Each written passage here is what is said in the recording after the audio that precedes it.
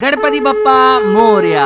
तो गाइस शादी के बाद आज हमारी पहली गणेश चतुर्थी है, तो हमारी मैडम को भी फर्स्ट टाइम शौक चढ़ा घर में गणेश जी विराजमान करने का।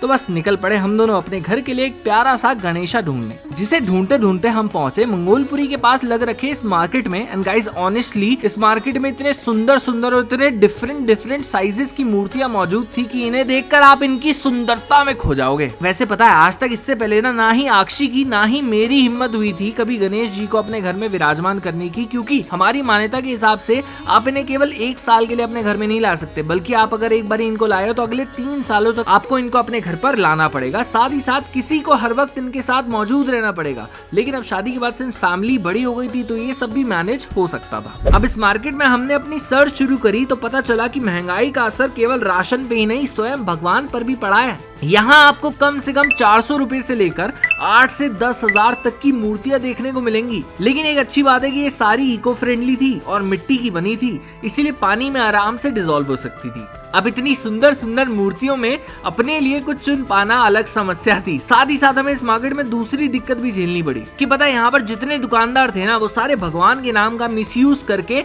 मनमाना रेट लगा रहे थे। आप इनसे बोलो कि पैसे कम कर लो तो ये बोलते हैं कि भगवान की चीज में मोल भाव कैसा। आपकी इसके बारे में क्या राय है कमेंट सेक्शन में बताना। फिर थोड़ा यहाँ वहाँ इधर उधर भटक कर हमने भी अपने लिए एक सुंदर सा गणेशा चुन लिया, जो हमें बोला तो था 1100 का, लेकिन हमने मोल भाव कराकर इसे 1200 में खरीद लिया।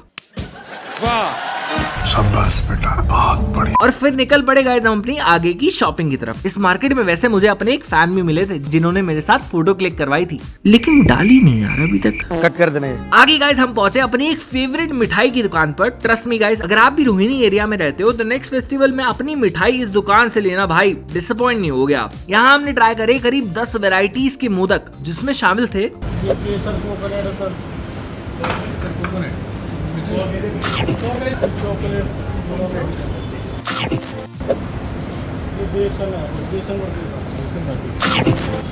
मलाई लड्डू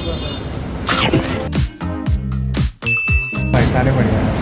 और इन सब में मुझे नारियल वाला मोदक सबसे ज्यादा पसंद आया। हालांकि असली मोदक वो होता है जो कि केवल खोए से बनता है, लेकिन यहाँ की वैरायटीज देखकर मेरा मन तो भाई बहुत प्रसन्न हो गया था। इस मिठाई के साथ साथ मुझे एक और मिठाई दिखी, ये देखो ये सामने वाली। किसको पता है इसका नाम क्या है कमेंट सेक्शन में बताना। पर भाई जो भी कहो, ये चॉकलेट वाला और ये गुलकंद वाला मोदक हमें तो इतना पसंद आया कि हमने इन सबका एक मिक्स डब्बा 1 किलो का बनवाकर पैक कर लिया और फिर निकल पड़ी गाड़ी एक बार फिर पूजा का कुछ सामान लेने। और पता है लड़कियों को अपने लिए शॉपिंग करना हो या भगवान के लिए शॉपिंग करना हो, ये टाइम उतना ही लगाती है। मेरे तो यार पैर टूट गए, सच बता रहा हूँ। गणपति बप्पा आपकी बीवी द्वारा आप पर भी ऐसा जुल्म ना करवाए, इसलिए फटाफट कमेंट सेक्शन में गणपति बप्पा मोरया लिख दो सारे।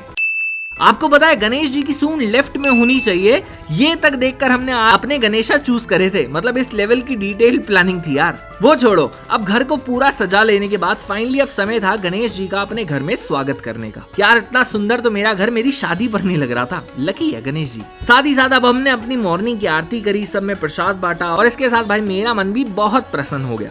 तो चलिए गाइस अब मिलते हैं आपसे। आशा है आप भी इस बार गणेश चतुर्थी मना रहे होगे, और आप किस तरीके से गणेश चतुर्थी मनाते हो कमेंट सेक्शन में जरूर बताना। साथ ही साथ गणेश जी की कृपा आप पर भी खूब बरकरार रहे। अभी चलता हूँ, गणपति बप्पा मोरया।